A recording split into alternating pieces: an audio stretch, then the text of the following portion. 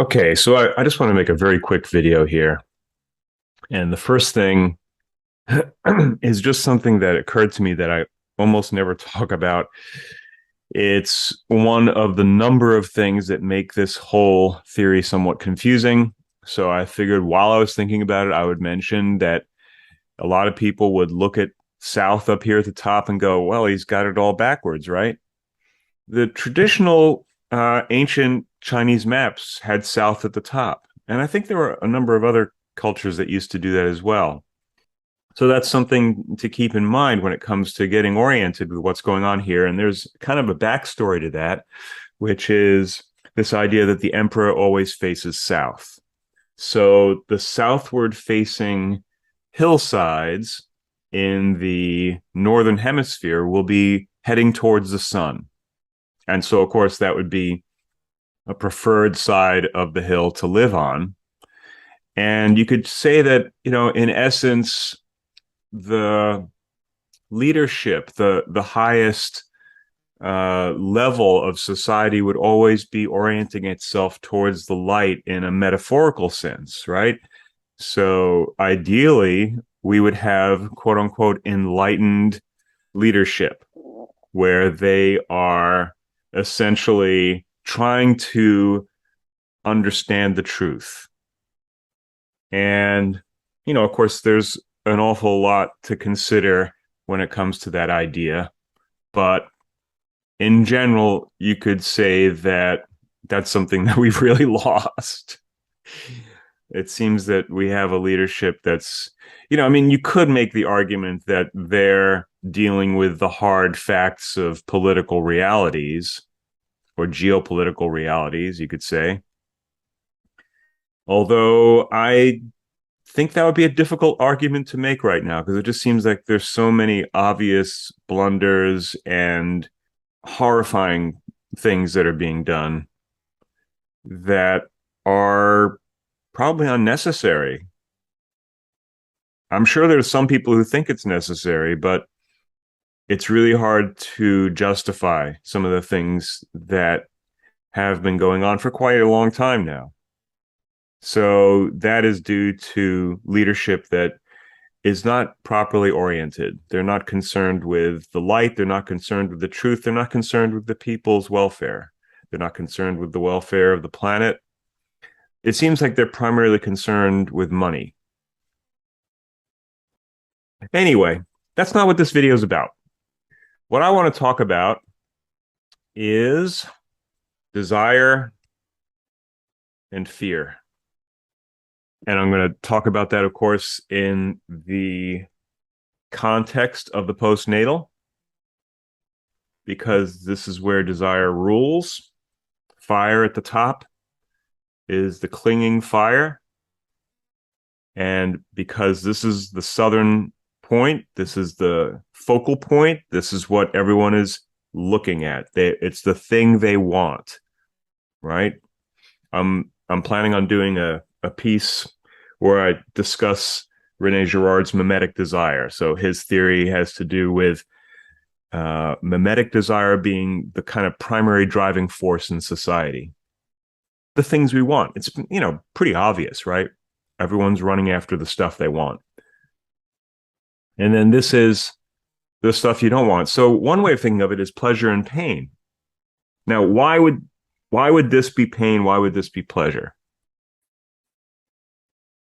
Well, it occurred to me recently that pain is a sensation without a context. What happens when you get used to pain? It's really not quite pain anymore. It becomes pain when it's something that you're not accustomed to, when it's a sensation that's overwhelming without an ability to put it into context. So within the terms of the model, the middle line is sense. The top line is memory. And the bottom line is imagination. So without a memory and imagination, you have no context for the sensations that you're having.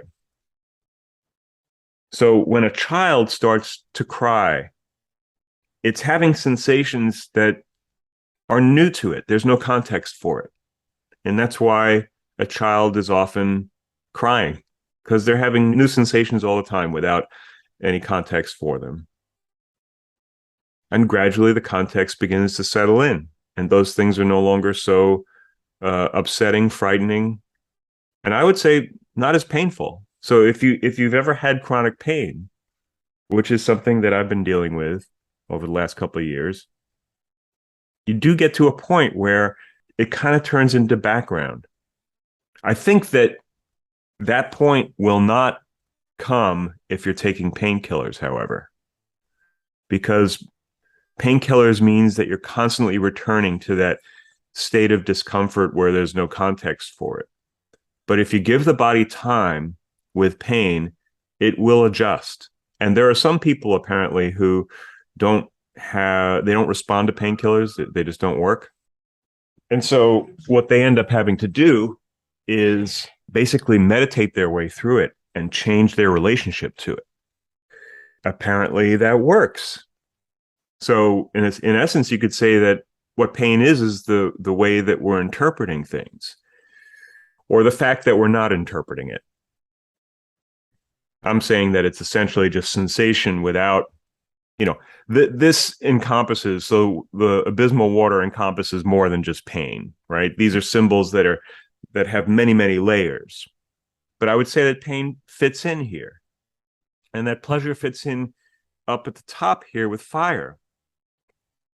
And, that's kind of an interesting thing to consider as well, because pleasure has to do with this kind of unification of imagination and memory, and not so much with sensation. Is that really true? I think in some respects it really is. Like the pleasure, even if you have a sensation, like if you're eating something really delicious, right? The pleasure is something that's sort of like noticed after the sensation. It's like, oh, you taste the thing and it's like, oh, that's good, right? Like the pleasure comes kind of, it's an overlay on the sensation. And I think that probably most pleasures have something to do with the symbolic, because here, the real is really only in this, it's only in the middle line. The real is packed into the present. And then the abstract is essentially the memory and the imagination. So in any of these trigrams where there's a yin line in the middle position, you're basically dealing with an abstract state of mind, with the exception of Earth, because in Earth there's no focal point of attention. In some respects, you could say Earth is the most real position, particularly if you think of it in the context of the prenatal, where it occupies the position in the north, which is what I call the root position. And the reason for that, why it's the most real for us, is because heaven is beyond us. Heaven is something that can work its way through us, that we can see as a goal, but it's something just far grander than what the human being is capable of embodying or comprehending. It is, at best, we can be a vehicle for heaven. We can get ourselves out of the way, and the way we do that is through this relinquishing of all of our ideas and even our senses. And you can think of this in kind of physics terms. So if heaven is the Tao, so you could think of it as the flow of what's actually happening. And we have all of our ideas and our sensations that make us want to go this way and that. Well, if you want to go with the Tao, then in essence, you would have to kind of let go of your steering and allow yourself to be carried by the flow of the way things really are. Now, there's some very big problems with that way of viewing things. And so I have heard a number of people talking about how that go with the flow attitude is really not a Taoist's perspective. And I think that's absolutely true. The question is, when you apply that steering power. So if you're the little boat that's kind of floating on the surface of the Tao, and I say the surface because we only have like a very limited ability to comprehend the Tao, even though it's absolutely what's going on, right? So we have a little rudder and we can try to steer our thing. And it's just a question of like, when is it appropriate to put some energy into that rudder? Because, you could say that basically this is Taoism, right? The prenatal Bagua is Taoism, not the go with the flow, right? Here's the root. So the root of it is essentially we want to be in alignment with the Tao. But in order to do so, we have to apply our rudder judiciously at certain points. Now, I'm not saying I'm good at doing that. I don't know if I'm good at doing that, and I don't know if anyone knows if they're good at doing it. Now, you could say that you could make the argument that some people are very good at doing it within a material context. So they're good at applying force in order to get what they want. But is that really the goal here? Right? I mean, if the goal is to serve heaven, then material rewards wouldn't be an indicator whether or not you're doing well. So what would the indicator be? Some people would say that it's your internal state of being. So in essence, like if you're happy, then you're doing well. If you feel good. I don't think that that's sufficient. If we're to believe, for instance, that Jesus was one of the great sages, irrespective of your belief, certainly there is incredible wisdom and insight in the teachings of Jesus. When he falls on the ground after he realizes his fate and has to accept it, I don't think he was feeling good about everything. And all the way to the end, when he calls out and asks why he was forsaken. Some people say that he's actually calling out to Eli. And Eli, I guess, is a representation of the spirit of God, of another, of the, in essence, the thing that we think of as Jesus being now, which is the messenger of God. I mean, some Christians say he's God himself, right? But clearly, this was someone who was seized with the Holy Spirit. And he identified that in his last words as being the spirit of Eli. So you could say this was the Logos. And that there's always been someone at various periods of time who's able to receive, who has that receptivity to come as close to heaven as a human being can possibly come.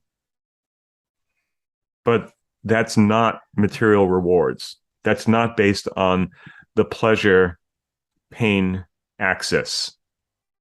Because clearly Jesus was not afraid to experience pain. Pleasure and pain are side issues here, you could say. They're not the central issue. The central issue is whether or not one is following the mandate of heaven. How does one know? How do you know you're following the mandate of heaven? It's like a cell knowing what it is that we have planned for our destiny as a body, right? How can one tiny little piece within this gigantic universe, one little creature, how can we know what the mandate of heaven is? And that's why the best we can do is to occupy this humble position and ideally apply our rudder appropriately as we find ourselves within various circumstances. But that's, the devil's in the details there. And certainly, when you're in a situation where the world appears to be crumbling around you, which is what seems to be happening now, it's pretty clear. I think. Some people say, well, it's just all because of the media. It's the way everything's reported. That's why it looks so bad, but it's not so bad. I don't know. I don't think so. There's just too many signs and signals. And then you have this desire to do something, to use your rudder, to try to steer the ship in the right direction. I find myself thinking about politics a lot more now than I really would like to.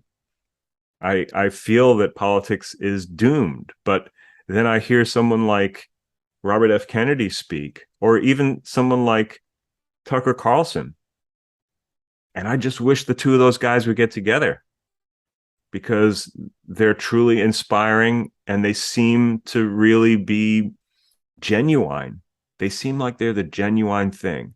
And so I want to throw my weight behind these two, what might appear to be polarizing. I have no weight to throw behind them, but I am inspired to use my rudder to try to help to save this ship.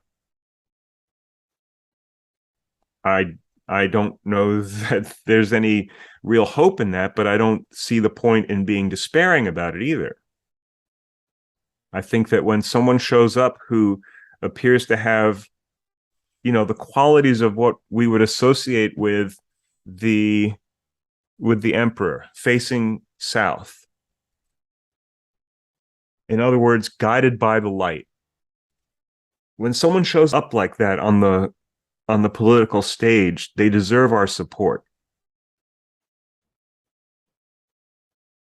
And I just really think, like, I don't want to make this into a political thing. I really avoid discussing politics on this channel. I do discuss politics a bit on the podcast, Assembly of Silence. But I do think that if there is any chance of correcting things, then we need good leadership and we need good people at the helm. And we have to rid ourselves somehow or another of these entrenched, money mad, corrupt legacy political figures. We have to get rid of them.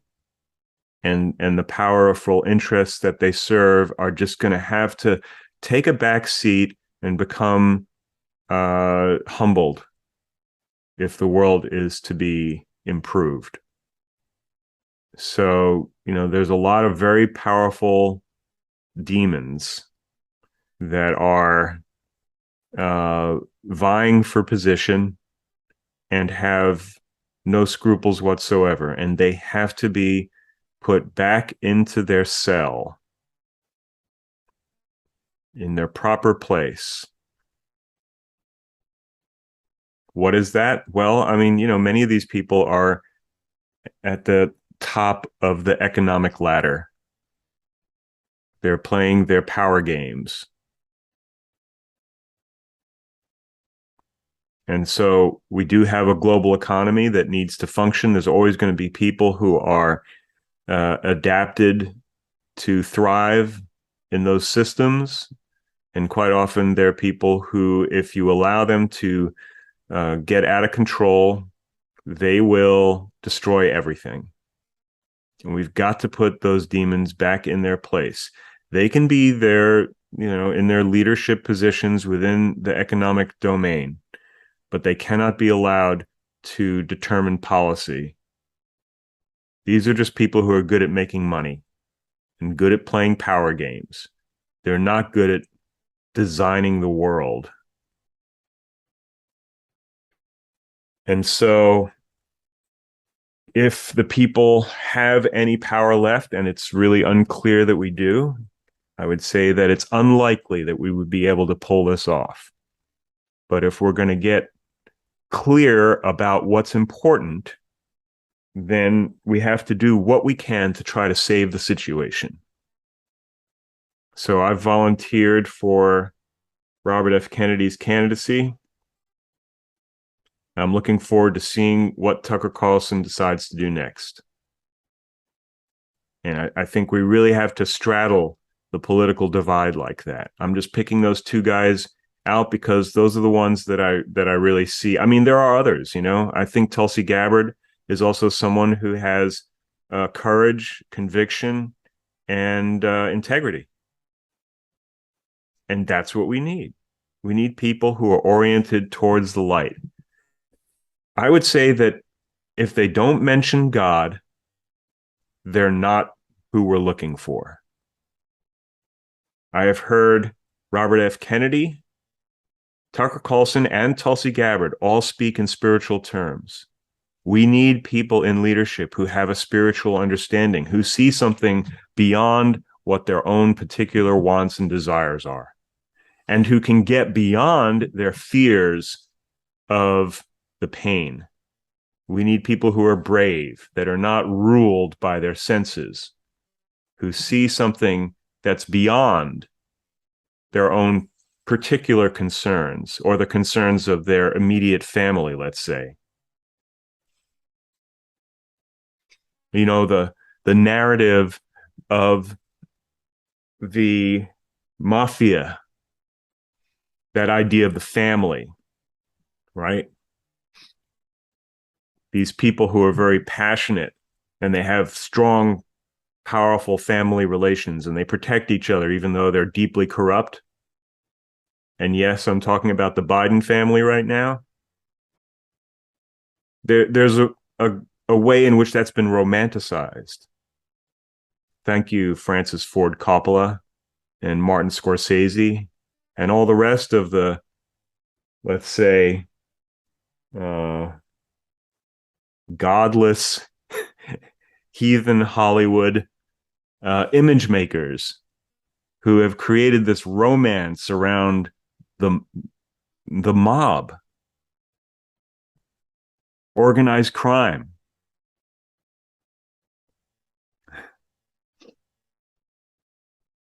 Right? And then the next thing you know, Scorsese's making a film about the Dalai Lama. Think about that for a moment. But anyway, so this mob like admiration of the family values of organized crime.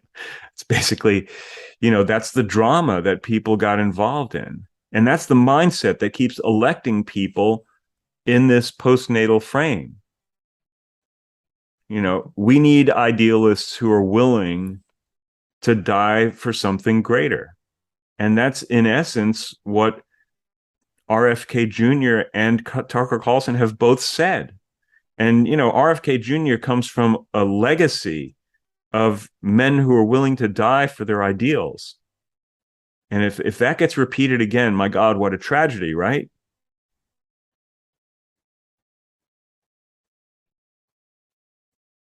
He is going with his eyes wide open, into an extremely dangerous situation. And I admire that a great deal. And I think we should all rally behind anyone who has that kind of courage, and particularly someone like him who is so knowledgeable, so articulate, and so caring.